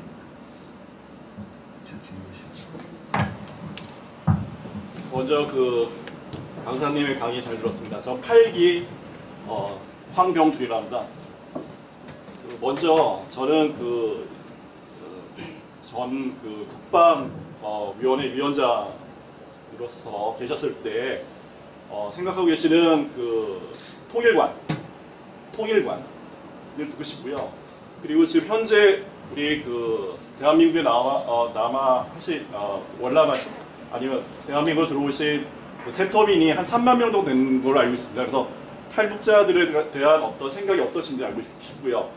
그 마지막으로 제가 개인적으로 34단에 있었을 때 사단장님이 그 김척 장군이었습니다. 얼마 전 그 여기 책에 나와 있지만은 김은중이와의 어떤 또 인연도 있으신 것 같습니다. 어떻게 그런 인연이 되셨는지도 이 세 가지 한번 여쭙고 싶습니다. 이상입니다. 통일이 어떻게 올 거냐에 대해서는 저는 정말 예측을 못하겠습니다. 그런데 정치하는 사람이 함부로 군사적인 그런 방법에 의한 통일을 이야기할 수는 없고요. 중요한 거는 저는 통일이 갑자기 올 수 있다고 생각하고 우리가 거기에 대해서 준비가 되어 있느냐. 그런 점에서는 외교부나 국방부나 통일부나 여러 부처에 심지어 뭐 보건복지부 같은 데도 다 준비해가 있어야 되거든요. 그럼 보면 저는 우리 대한민국 정부는 어느 날 갑자기 통일의 시간이 다가왔을 때 준비가 독일이 통일할 때 비교해보면 제대로 너무 지금 좀 안 돼 있다는 생각을 하지 않을 수가 없습니다. 그런데 통일이 어떤 경로로 어떻게 오겠느냐 몰라도 통일이 되고 난 대한민국은 당연히 우리가 지금 제일 중시하는 그런 민주주의, 시장경제, 그걸 중시하는 그런 방향으로 통일이 당연히 돼야 되겠죠. 그 다음에 북한 이탈 주민은 이분들이 저도 북한 이탈 주민이 근로자로 일하는 사회적 기업이나 제 지역구에도 북한 이탈 주민 계시고요. 근데 이분들 참 적응하는 게 굉장히 힘들어 하시더라고요. 그래서 이 3만 명도 안 되는 북한 이탈 주민이 하나원을 통해서 각 지역으로 이렇게 가면서 처음에는 금전적 지원을 해드리다가 나중에 그것도 계속 못 해드리니까 이분들이 겪는 적응을 하는데 어려운 그걸 보면 우리가 아까 통일 준비 안 돼 있다 그랬는데요. 이 3만 명도 안 되는 북한 이탈 주민도 우리 사회에서 이렇게 적응을 하셔서 같이 살 수 있도록 하는데 이렇게 어려우면 통일되면 진짜 현실적으로 엄청난 그런 어려움들이 있겠다 하는 생각이 들고요. 북한 이탈 주민에 대해서는 저는 조금 이 다문화 가족하고는 또 약간 다른 차원의 문제들이 많아서 이 부분에 대해서는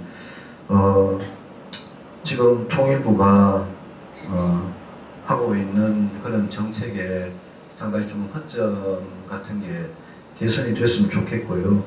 김은중이 말씀하셨습니까? 네. 김은중이하고 제가 개인적인 인연은 없습니다.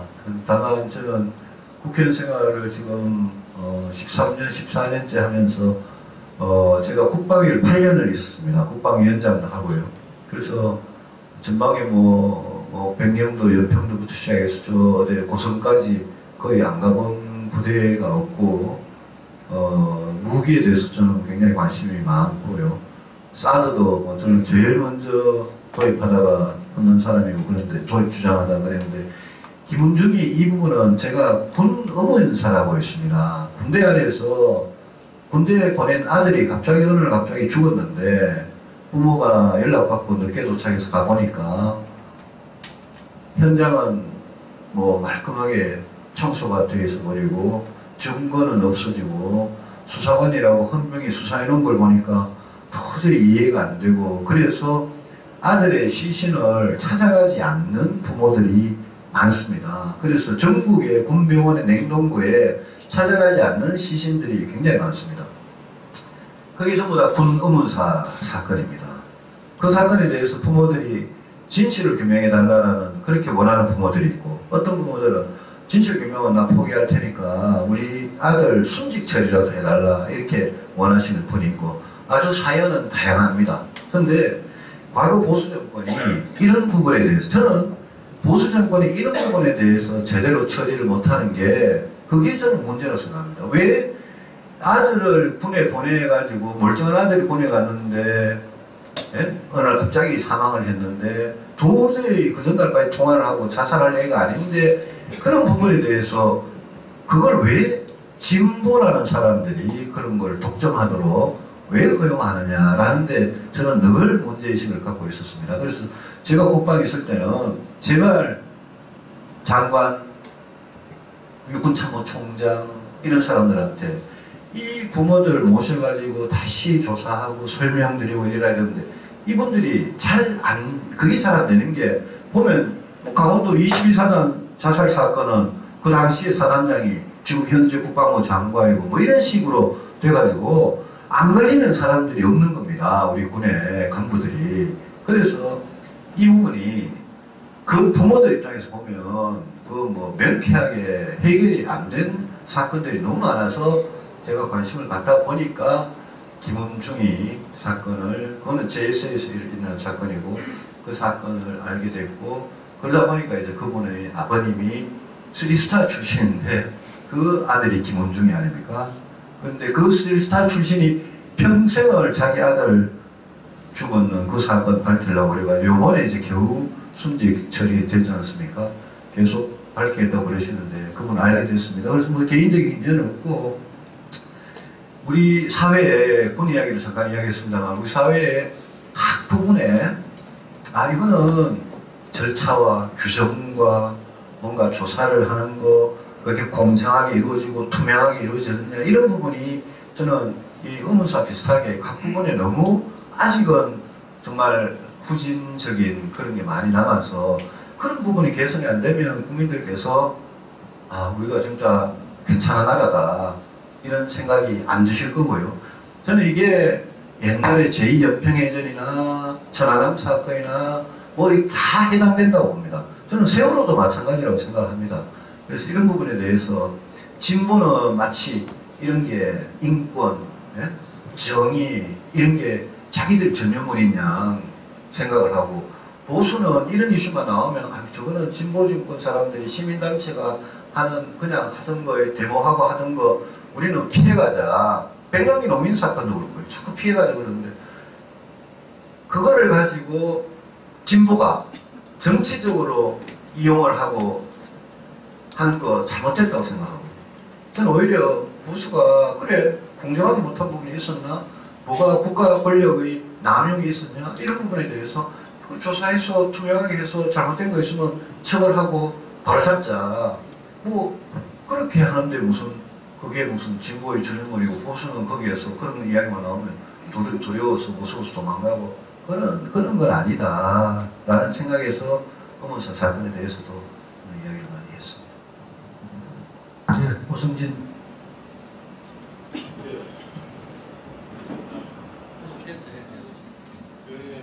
좋은 말씀 잘 듣고 있습니다. 아까 의원님께서 주신 말씀 중에 보수도 진보도 다 발전해야지 우리 정치도 발전하지 않는 발전한다. 킬바티 바뀌어서 당연한 것 같습니다. 분명히 발전하고 진정으로 우리 대한민국 발전을 전망할 때 우리나라가 발전한다고 보는데, 지금의 정치권의 그 형태를 보면 심히 실망스러운 그런 모습들이 많습니다. 가장 실망스러운 부분이 짧게 설명드리겠습니다. 짧게 질문드리겠습니다.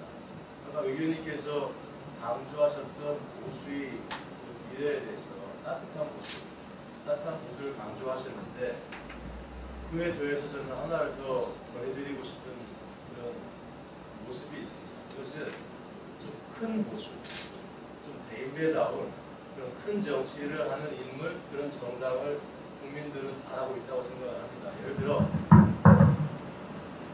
지금 진보다 보수다 양 진영을 개념적으로 구분을 해서 논의를 이뤄놨지만 사실 그것은 상당히 정치공학적인 그런 개념 정립이고 같은 보수라도 같은 진보라도 생각이 다 똑같고 똑같은 스펙트럼에서 같이 정치 행위를 하는 건 아닐 것입니다. 그렇다면 지금 그 소위 야당에서 지금 정부 여당에서 하는 많은 그 정책 중에서 잘못된 것도 있고 또 잘하는 것도 분명히 있지만 항상 늘 보면 잘못한 것만을 끄집어내서 반대를 위한 반대 그리고 지지층들이 어떤 반목을 심화시키는 그런 발언들로 계속 일관되게 합니다. 근데 이런 것보다는 정말 그 잘한 것을 통 크게 좀 칭찬하고 또 그러면서 그 사람들과의 어떤 접점들을 더 넓혀가고 하는 좀 큰 정치가 저는 굉장히 필요하고 또 그런 부분이 그런 정치 방향이 앞으로 그 국민들의 마음을 가장 사로잡을 수 있는 그런 또 정치 행위가 아닐까, 정치의 모습이 아닐까라고 생각을 합니다. 질문 드리겠습니다. 그 의원님의 생각과 이에 대한 의원님의 생각과 또 의원님이 정말 통쾌한 정치인으로서 그 조만간 정부 여당에서 하는 잘하는 정책 하나 시원하게 한번 칭찬해 주실 그런 의향 없으십니까? 무슨 말씀인지 잘 알겠습니다. 잘하는 게 별로 안 보여가지고 칭찬할 거 별로 없습니다만 제가 이런 생각 듭니다. 문재인 대통령이 되시기 전에 갖고 있던 예컨대 한미 동맹에 대한 생각이 이번에 북한 핵사태를 겪으면서요. 북한에 대한 만약 환상을 갖고 있었다면 이미 많이 깨졌을 겁니다. 그리고 트럼프가 맨날 트위터 이상한 거 하고 맨날 저 말폭탄을 쏘지만 어쨌든 트럼프 대통령 그 사람도 문제가 많지만 한미동맹이 얼마나 중요하고 이 각박한 국제사회 현실에서 중국에 대해서 북한에 대해서 환상을 좀 깨시고 안보는 이건 죽고 사는 문제니까 그런 부분에 대해서 문재인 대통령 생각이 조금씩은 바뀌는 것 같다고 저는 느낍니다.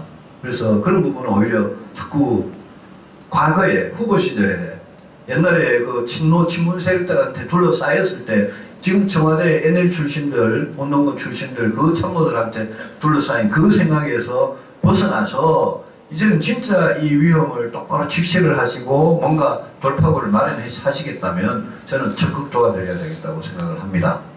그 다음에 예컨대 공무원 17만 4천 명 더 뽑는 것도요. 그거 17만 4천 명이라는 숫자 고집하지 마시고 이번에도 강릉에서 소방관이 순직했지 않습니까? 소방관은 더 필요하거든요. 사회복지사 더 필요하거든요. 사회복지 공무원.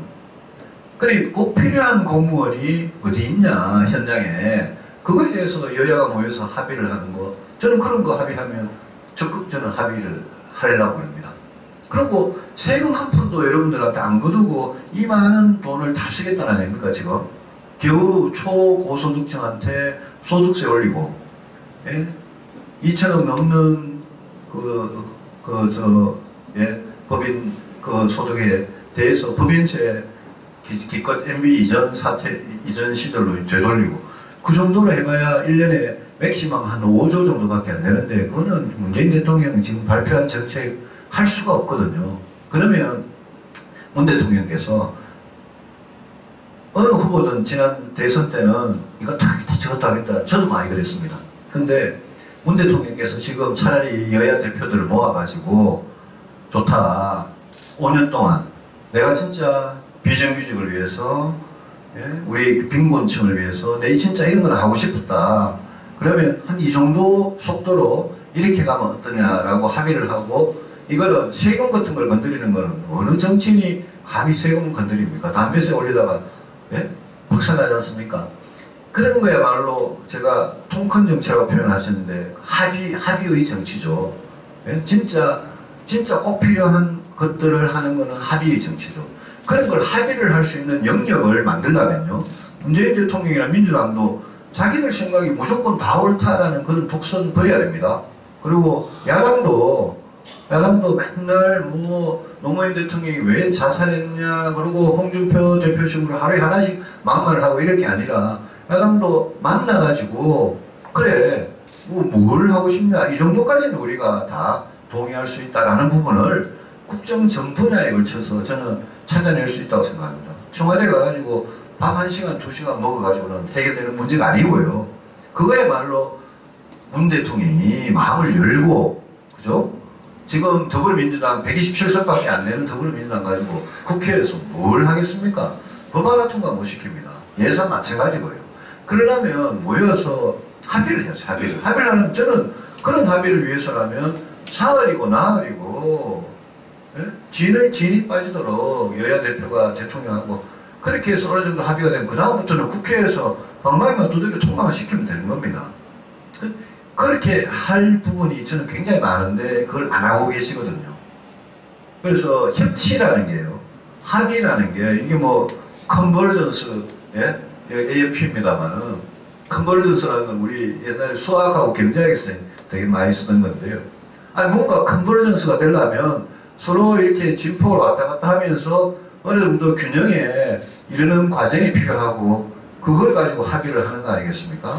근데 정권 처음 잡고 완장 딱 차고 전부 다 너 죽었어 이런 식으로 공포 분위기 만들고 이러면서 과거는 다 적폐고 자기들이 하는 잘못은 하나도 적폐 아닌 적폐라는 표현 쓰면 안 되고 그런 식으로 하면 정권을 잡으면 어차피 5년 탈임으로 끝나는 거 아닙니까? 그래서 대통령께서 저는 언제 뭐 대통령 만날 기회가 있으면 이런 문제를 좀 진짜 허심탄회하게 이야기하고 싶습니다. 저는 선거 뭐 제가 6.8%밖에 못 얻어가지고 쳤지만 그 다음날 진짜 취임식에 가서 정말 축하를 해드렸고 그분이 후보 때 하던 그런 거 말고 캠프에 있던 사람들 말고 진짜 우리 5천만 중에 인재가 얼마나 많습니까?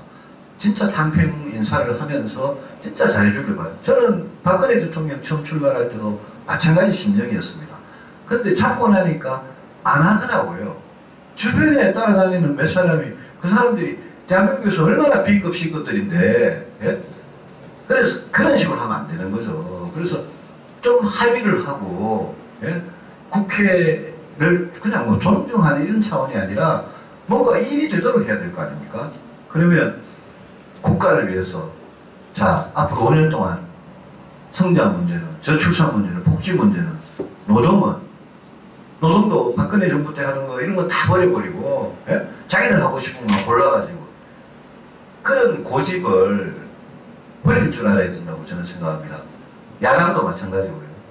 그래서 통큰 정치하고는 제가 답변이 조금 핀트가 약간 다르다는 걸 제가 느끼면서 답변을 드립니다만은 저는 우리나라가 뭔가 한 걸음 더 나아가려면 대통령 책임이 제일 크고 야당도 책임이 있고요. 좀 그런 서로 그냥 흥정을 하고 타협을 하라는 그런 취지가 아니라요. 그 정권을 잡은 측에서 하고 싶은 게 그게 100% 다 옳지가 않거든요. 저희들도 마찬가지예요. 야당이 생각하는 게 다 100% 옳지 않죠. 그래서 이야기를 자꾸 하다 보면 그리고 여러분들 스웨덴이라는 나라가 세금도 엄청나게 많고 복지도 엄청나게 잘 돼 있고 그래서 우리나라 좌파 진보 세력들은 스웨덴을 복지 모델로 삼지 않습니까? 근데 스웨덴의 역사를요 쭉 보면 2차 세계대전 이전부터 쭉 보면요 스웨덴 역사에서 문재인 대통령 비슷한 그런 배경을 갖고 있는 사람이 총리가 1942년인가 돼가지고 그 사람이 23년을 집권을 했는데 그때 스웨덴이 기업가들한테 길을 살려주고 성장을 촉진하고 이러면서 기업가 양보를 받아내고 노동자 양보를 받아내고 맨날 며칠 밤을 새워서 이렇게 서로 머리를 맞대고 하면서 자기들이 합의할 수 있는 그런 사회적인 룰을 만들어 나갑니다. 그러면서 근로자들 사이에 임금의 격차도 대폭 줄여 나가고요. 그게 스웨덴이 성장을 하면서 복지를 해나간 그 모델이 그게 어지간히 사람들이 성숙해지고 일종의 뭐랄까요 시민들이 진짜 덕성 있는 시민들이 모여서 가능한 일이거든요. 저는 우리나라 여야 정치권이 좀 그런 걸 제대로 알고 저 사람들이 왜 선진국이 됐는지 제대로 알고 했으면 좋겠어요. 그냥 스웨덴이 지금 현재 높은 복지 수준만 보고 야 우리도 저리 하자 5년 안에 저리 하자 빨리 하자 이런 식으로 정말 졸속으로 아주 조잡하게 그런 식으로 그렇지 않은 게 아니라 그런 점에서 보면 저는 좀 이런 저하고 뭐 또 심상정으로 또 다른 생각이 있을 거고요. 홍준표 대표는 그야만 또 생각이 다를 거고요. 그렇지만 모여가지고 예? 뭐 짜면 한 그릇 먹으면서라도 홍준표 대표하고 이야기 한두 시간 해보면 바다 다 드러날 건데요. 그 이야기 해가지고 자 그럼 국가를 위해서 뭐가 좋겠느냐? 예? 북한 핵 문제는 어떻게 할 거며? 일본하고 관계는 어떻게 할 거며? 예? 그런 거 좀 하나씩 해결해 나갔으면 좋겠습니다.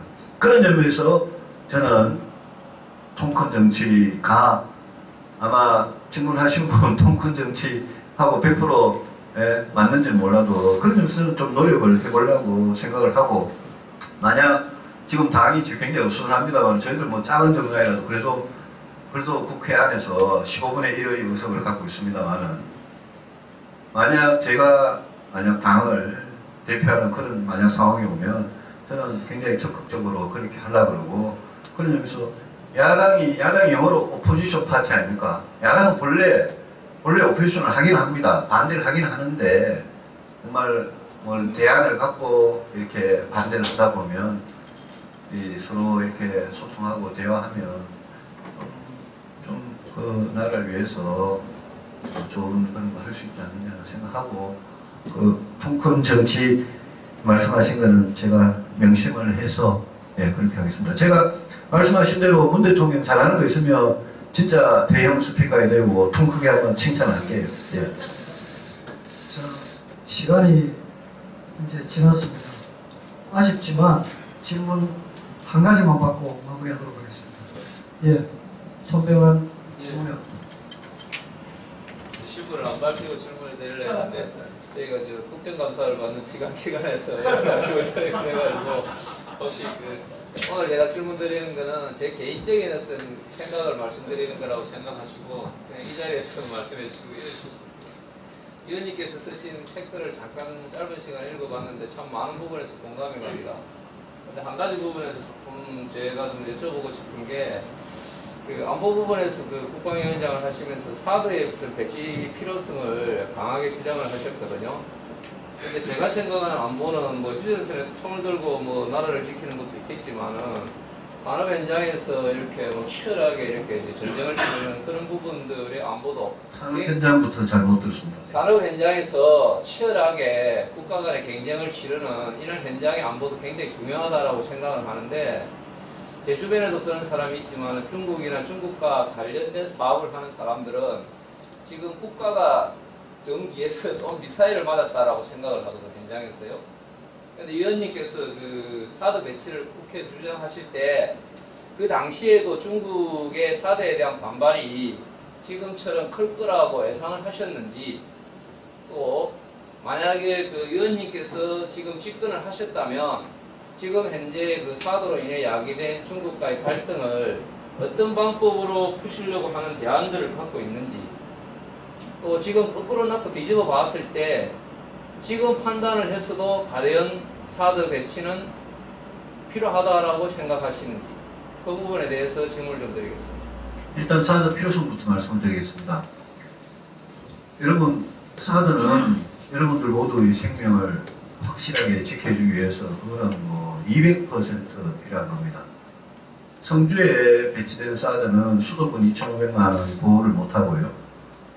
또 수도권은 북한의 장서정포, 로켓포, 아주 중단거리 미사일 이런 거기 때문에 사실은 수도권은 사드보다는 아마 세계의 유일한 서울 방어 시스템이 있어야 됩니다. 이스라엘은 아이언돔도 있고요. 데이비드 순항이라는 것도 있고 에로우 2, 3가 있어서 이스라엘은 자기 하늘을 팔레스타인이나 적들의 공격으로부터 하늘을 한 겹, 두 겹, 세 겹, 네 겹 이렇게 방어를 하고 있습니다. 서울은요, 이스라엘이 처한 위협, 이스라엘이 적들로부터 위협보다 서울이 북한의 공격에 노출된 그 정도가 훨씬 더 심각한데 방어 상태는 훨씬 더 약합니다. 서울에는요, 서울에 필요한 방어 체계가 서울, 인천, 이 서울 인구가 제일 많은 이 지역이에요. 이 지역에는 지금은 거의 저는 무방비 상태라고 생각을 하기 때문에 만약 미국이 북한을 선제 타격을 하면 북한이 서울을 공격을 하면 서울에는 엄청난 희생이 나오게 됩니다. 사드는 그런 다층 방어 중에 하나입니다. 하나고 반드시 필요한 거고, 사드는 제가 2012년부터 14년 사이에 국방위원장을 했는데 저는 북한의 문제에 대해서 관심이 굉장히 많았습니다. 저는 북한의 핵미사일 노동이나 스커드에다가 핵탄두를 싣고 우리를 공격할 때 그거를 막을 수 있는 거는 사드, 패트리어트 3 이런 것들이 있는데, 그걸로 저는 15km, 우리 15km 상공에서 40, 150km 상공까지 다층으로 방어를 해야 된다. 안 하면 막는 방법이 없다. 라고 저는 생각을 했습니다. 중국하고 관계는요, 처음부터 알았습니다. 저는 사드를 제가 주장을 할 때 제가 일부러 중국 가봤습니다. 북경하고 상해에서 수많은 사람들 만났는데 전부 다 저한테 하는 말이, 질문이 막 어디 가도 똑같았습니다. 당신들 돈은 중국에서 벌고 안보는 미국하고 하고 이러면서 모두 학생이고 교수고 뭐 거기 공산당이고 연구원이고 당원이고 전부 다 사드 반대였습니다. 근데 사드는요, 제가 아까 보수가 안보에 무능하다는 이야기를 했는데, 사드는 박근혜 정부가 3년 동안 진짜 잘못했습니다. 무슨 말씀인가 하면요, 중국 가가지고 천안문에 그가 10명씩 받으면서 시진핑하고 막 친하고 막 이렇게 하면서 사드에 대해서 박근혜 정부가 3년 내내 3노로 일관했습니다. 3노라는 게 뭐냐면 미국의 요청도 없었고, 요청이 없었으니까 협의도 없었고, 리퀘스트도 없었고, 컨설테이션도 없었고, 그래서 디시전, 결정도 없었다라는 게 3노입니다. 근데 미국에서는 계속 한국 중앙미군에 사드를 배치하니 많이 계속 떠드는데, 우리 박근혜 정부는 계속 3년 내내 3노만 이야기했습니다. 그러는 사이에 중국하고는 어떻게 됐냐면, 저는 박근혜 정부가 중국한테 취임하자마자 우리 사드나 SM3나 SM6나 이런 방어책이 우리 필요할지 모른다 하면 우리 군사 주권이니까 양해해달라. 만약 처음부터 그랬으면 저는 중국이 이렇게 반은 안 된다고 생각합니다. 근데 중국 입장에서도 박근혜 정부가 들어가지고 중국하고 잘 지내면서 3년 내내 3노를 이야기하니까 중국 입장에서는 저 사람들은 사드 배치 안 하려나 보다 이랬는데, 2016년 7월 8일 날 전격적으로 배치를 발표를 해버립니다. 그래, 중국 입장에, 제가 중국 입장이라면 시진핑 주석이 밑에서 보고를 받을 거 아닙니까? 자기 입장에서 완전히 뒤통수를 맞은 겁니다. 중국에 대한 우리의 외교적인 노력, 공공외교 포함해서 설득을 하고, 이거는 우리 군사 주권의 문제다. 당신들 같으면 북한이 당신 나라에 핵 쏘면 당신들은 무방비 상태로 방패를 하나 들고 그래 있겠느냐라고 이야기하면서 3년 동안 중국을 설득하면 저는 중국이 이렇게 심한 경제 보복으로는 안 나왔을 거라고 생각합니다. 그리고 문재인 정부도 그런 점에서는 박근혜 대통령 닮았습니다. 후보 되기 전에, 대통령 되기 전에 얼마나 나는 외교적인 보관이 있다 이러면서 사드에 대해서는 애매하게 이야기하면서 중국한테 또 다른 기대감을 문재인 대통령 스스로도 줬거든요. 그러다가 계속 미사일 쏘고 핵실험까지 하니까 어느 날 갑자기 배치한다고 해가지고 덜컹한 거 아닙니까? 그래서 이 문제는, 이런 문제는요, 처음부터 우리가 이게 필요하냐, 배치를 할 거냐 말 거냐, 안보는 죽고 사는 문제고 경제 지금 피해 많이 보는 거, 제가 그분들 생각하면 이런 말 함부로 할 수 없다는 거 잘 알지만요, 중국이 어떤 나라인지 우리 이제 실감을 하고 있습니다. 그래서 군사 주권에 관한 문제는 그거는 저는 양보 절대 못한다고 생각하고요. 우리가 북한 핵 문제가 없어지고 나중에 통일이 돼도요, 우리는 러시아, 중국, 일본을 옆에 끼고 사는 나라입니다. 그런 나라가 군사적으로 자기 나라를 지키려면요, 어떤 생각을 그 강대국들이 들게 해야 되냐 하면, 대한민국 저거 한 번 건드리면 우리도 크게 다친다라는 생각을 하도록 해야 됩니다. 통일이 되더라도요, 저는 중국이 우리를 함부로 넘볼 수 없는 공군력, 해군력, 육군력을 가져요. 일본도 마찬가지, 러시아도 마찬가지입니다. 우리 조선 때 그런 거 안 해가지고 나라가 이 모양 됐습니다. 군사라는 거는 만일의 경우에 대비하는 거니까 항상 그런 준비를 해놓고, 외교라는 거는 일단 말로 설득하는 거 아닙니까? 왜 미국한테는 3년 동안 3노라고 해서 미국하고도 관계도 벌어지고, 중국한테는 3년 동안 쓰리노라 그래가 중국도 우리를 무던히 믿고 있다가 갑자기 어느 날 뒤통수 맞고 왜 그런 외교를 왜 합니까? 그래서 저는 이 문제는 사드에 관한 문제는 굉장히 그 히스토리가 잘못됐고 제가 2013년 14년에 북한이 미사일하고 핵을 계속 할 때 제가 사드를 정치인 중에 제일 먼저 주장했던 사람인데요. 처음에 주장하니까 청와대가 난리가 나가지고 사드 때문에도 많이 찍혔습니다. 사드를 가장 저한테 반대를 심하게 한 사람들이 친박들입니다. 친박들이 뭘 하려고 반대합니까? 그냥 청와대가 야 핵도 뭐라 이러니까 그랬는 거거든요. 이렇게 중요한 문제를 가지고 어떤 정파, 정당 안에서 정파 이해 때문에 친박들이 사드 가지고 반대하다가 지금은 뭐라 그러면 자유한국당이 뭐 핵 개발하자고 핵무장하자고 그러지 않습니까? 우리가 이런 문제 가지고 우리의 완전히 아주 그 근본적인 우리 이 목숨이 달린 이런 문제 가지고 우리가 너무 제대로 못 알고 왔다 갔다 하고 그래가지고 저는 갈수록 이런 강대국하고의 관계가 더 꼬였다고 생각하고요. 제가 만약 대통령이 됐으면 저는 시진핑 바로 가가지고 아니 이거는 절대 양보 못한다. 당신들이 경제보복을 지금보다 10배, 20배 해도 이건 양보 못하니까 빨리 포기하고 경제관계를 회복하자. 이러는 게 저는 낫다고 생각합니다. 지금 경제보복이 사드에 대해서 문재인 정부가 왔다 갔다 한 측면도 있고요. 앞으로 추가로 미국에서 도입을 할지도 모르는 전술 핵이나 아니면 추가적인 SM6, SM3 같은 추가적인 미사일 방어 수단이나 그런 데 대해서 중국이 앞으로 계속 아마 시비를 걸 겁니다. 이 문제에 대해서 저는 그 경제와 안보를 둘 다 잘 되게 하는 명안이 있으면 그렇게 하겠는데 둘 중에 하나를 만약 선택을 해야 된다면 그거는 국가 지도자가 선택을 해야 되는 문제라고 생각하고요. 이런 문제를 가지고 우왕좌왕하면 오히려 더 얕잡아 보이고 더 큰 피해가 올 수도 있다고 생각합니다.